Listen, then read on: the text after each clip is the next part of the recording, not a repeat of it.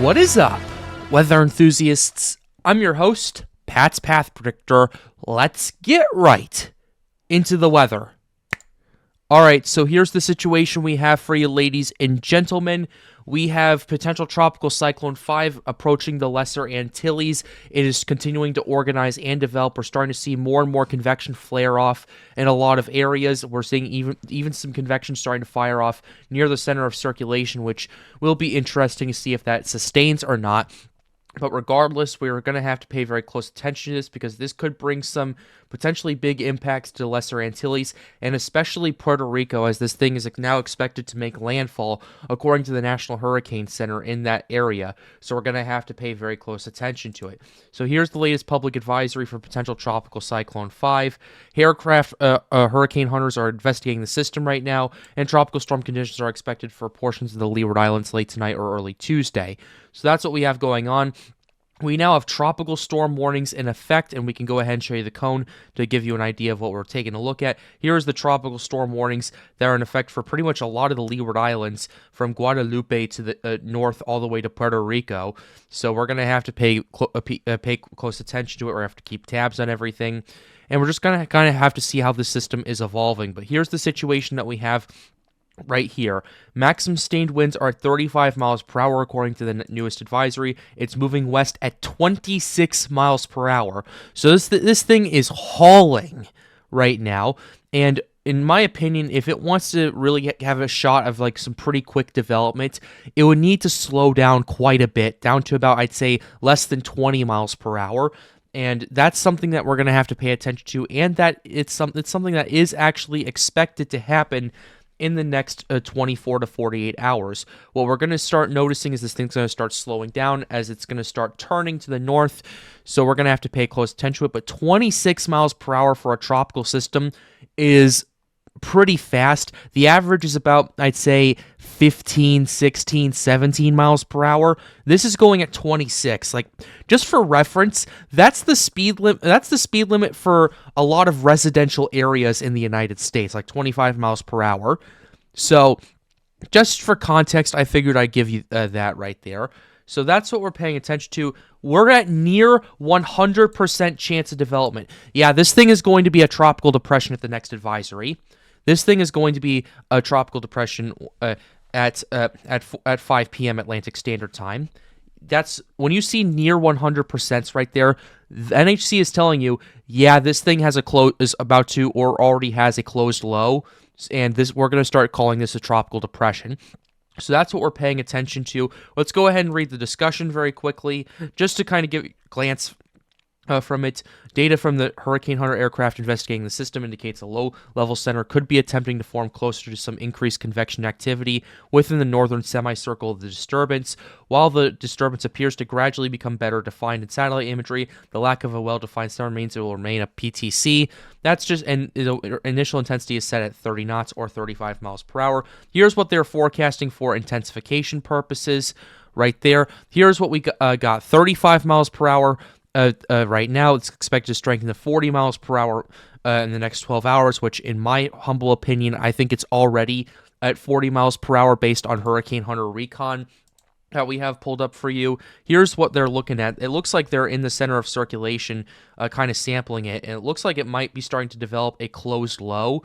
So that's something we're going to have to keep tabs on, but this is what I'm paying attention to right here. We have flight level winds in this system of about 43 knots, which that's almost 50 miles per hour at flight level. SFMR values are at about 37, which if you blended those two together, that would be about 40 knots or 45 miles per hour. However, that could likely be attributed to a wind gust. So I think what the NHC is going to ultimately end up doing is they're going to wait for more information, wait for more evidence that this thing is a tropical storm, and they're either going to A, declare this tropical depression 5, or B, jump the gun and call this tropical storm Ernesto. And it's all going to depend on what the hurricane hunters find in the next few hours. So we're going to have to pay attention to that. Right here, we have had another one move earlier today. It wasn't finding too much in that regards, just trying to find where the closed low is. and that's stuff we're going to have to pay attention to because we're also noticing convection starting to fire up near the center of circulation. We also have this stuff from the Joint Typhoon Warning Center. We're going to go ahead and refresh that. For those of you who are prone to flashing lights, seizure warning coming up ahead. I know we're going to have to bear with this. I do apologize for that, but I figured I'd give you that warning before this fully loads. So let's go ahead and take a look at the latest satellite imagery from the Joint Typhoon Warning Center so we can go ahead and take a look at that. We're starting to notice more and more convection firing up near the center of circulation, where I'm also noticing a small little burst starting to slowly get its act together on the northern side of that. I'm not sure if that's going to sustain or not, but there is a lot more convection now than there was 24 hours ago, and that's kind of a sign that, hey, this thing is about to go off, and hey, this system is about to become a tropical storm. So that's what we're paying attention to in that regard. And it's kind of a slow motion shot right here of this thing organizing and developing, which I think is pretty interesting to say the very least. However, I'm showing you guys this to kind of show you the evolution of the system and what I think this will do tonight, which, by the way, about the stream last night, I do apologize for all the internet issues I was having with that. I put a community post. We're going to have a live stream starting at 8 p.m. Atlantic Standard Time tonight, or 7 p.m. Central Daylight Time, or 8 p.m. Eastern Daylight Time for those who live in the East Coast. And we're going to have live coverage here from Storms United. And one thing that we're going to do in this live stream is, if you guys are tuning in from the Antilles or Puerto Rico or anywhere and would like to ask us questions live on the air, the Storms United Discord server, we've made some adjustments where you guys can now do that, where essentially what we're going to end up doing is you join the Discord server, we get you verified, we guide you to the waiting room to take your question, then we're going to have our staff move you into our voice chat where we are kind of giving the analysis, and then you can ask your question live on air, and we would be happy to answer that. So I figured I'd make that announcement while showing you the satellite imagery, as well as just to kind of say, hey, we're more than happy to take questions, not just from the chat, but also live on the air. I don't think a lot of people do that in the weather community, so I think that this would be a perfect opportunity for at least me to answer your questions live on the air and kind of get a better understanding of what you're feeling, and maybe you could ask a follow-up question while you're in there. So that's what I'm taking a look at, and that's what I'm paying attention to. I've been rambling on for about a minute about this, so I figured I'd just give that quick announcement, and then we can go ahead and move on, because this is some very serious stuff that we're paying attention to, and my main concern isn't for the Lesser Antilles. Yes, it's still a very big concern. I am a little concerned about it. However, based on all the metrics I'm noticing, this thing is moving very fast. PTC5 is, soon to be Ernesto, is moving very fast. And the rainfall potential definitely is there, and we could definitely see 4 to 6 inches of rain for a lot of these areas right here. However, my main concern is Puerto Rico, not just because Puerto Rico is the bigger island or anything like that before people start freaking out in the comments. It's because Puerto Rico has been impacted by 2 very horrible hurricanes in the last 7 years. We had Maria back in 2017 that just wiped out the entire island, at least their infrastructure. And then you had Fiona that did even more damage to the people who are recovering from Maria, and people still haven't recovered from either of those systems over the last 7 years. So, yeah, that's what I'm concerned about in that regard. And considering that we're potentially seeing over 8 inches of rainfall with this, that raises the flash flooding threat with this. And considering that this is expected to make landfall as a strong tropical storm or even a weak hurricane if this thing gets its act together sooner rather than later, that's pretty concerning, and that's going to raise the flash flooding threat for a lot of people in Puerto Rico. I'm not saying the flash flood threat is negated in a lot of the other islands right there. It's absolutely not. We've seen these rainfall rates absolutely jump up. But Puerto Rico, because of the infrastructure and because of just what they've been dealing with for the last 7 years, is my main concern, to say the very least. So that's definitely stuff we are going to have to pay attention to at this current point in time. So that's the situation that we have in regards to what we're seeing right now. The main question is, what is this thing going to do? What is PTC5 or Ernesto going to end up doing down the road? We can show you some track models and some intensity models. Here's the track models. This is the 12Z track models. I'm going to refresh the page to get you the 18Z shortly. But here's what the 12Z models showed. They showed more of a shift to the west, with the majority of these models making landfall in Puerto Rico. And the NHC cone kind of adjusted to this and made the cone, having this thing making landfall in Puerto Rico. I know I keep saying thing instead of PTC5, Greg. I apologize for that. I'm getting my act together. I hope to see you on stream tonight, but anyway, majority of the models want a PTC5 or Ernesto to make landfall in Puerto Rico and then move out to sea and potentially be a big threat for Bermuda out here. They could potentially see some very strong hurricane conditions with this. I mean, it's not out of the ordinary for them. They've dealt with so many hurricanes that it's essentially a yearly tradition for them. But I want to go ahead and refresh the page and try to get the 18Z ones models right here. Okay, never mind. They're not loaded in yet, so we'll have to pay attention to that. So that's the track models. Here's the intensity models. Still calling for a Category 2 to Category 3 strength down the road. But for now, what we're seeing in the next 48 hours is at most Category 1 strength, and with the majority of the models want this thing to be a moderate to strong tropical storm. NHC wants this system to make landfall in Puerto Rico as a strong tropical storm, which even that could cause a ton of issues for the people there. And that's definitely something we're going to have to keep very close tabs on as the system is showing more and more signs of organization. And part of the reason it's showing more signs of organization is because you're starting to notice that the water temperatures are starting to have an effect on it, the ocean heat content starting to have an effect on it, and we can go ahead and show you both of those right now just to give you an idea of what I am looking at. So here is the global sea surface temperatures for parts of the Atlantic. Where PTC5 or Ernesto is right now is it's essentially in an area of 29 plus degrees Celsius waters or 84 plus degrees Fahrenheit for those of you living in Puerto Rico and the United States. That's very warm water, and that definitely supports hurricane development by itself right there, which is already pretty concerning to say the very least. But it entered this area, like it had a huge great drop-off in temperatures, like not drop off, but pickup of temperatures as it's moved further and further to the west as the waters continue to show moved into warmer waters. So that's what we're paying attention to. And another thing we're going to continue to keep close eyes on is the ocean heat content, or OHC. Where this system is at right now is in an area of over 100 OHC, and that quite frankly explains why we're seeing all this convection starting to flare up in the middle of the afternoon instead of maybe at night when this stuff happens more and more frequently.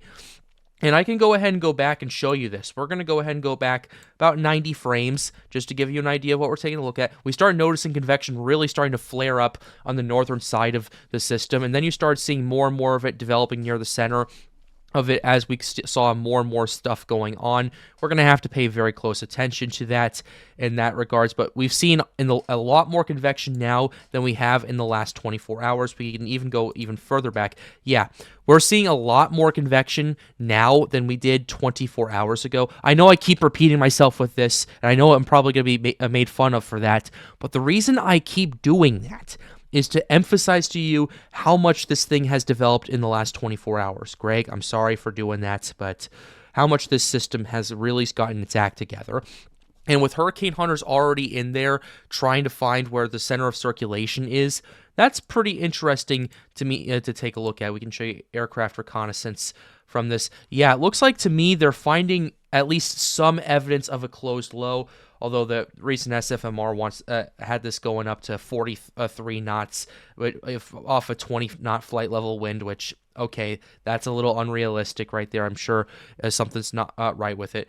I hope they do get a dropsend in this, though, because I'd like to see if that supports a center of circulation in that regard. Extrapolated pressure is 1,010, 1,009 or so. It's going to be making another pass near the center, but where the center is, according to this, is the center's in that burst of convection that is starting to ramp up right there, which if that's the case, then that's kind of a sign that this thing is starting to build an inner core.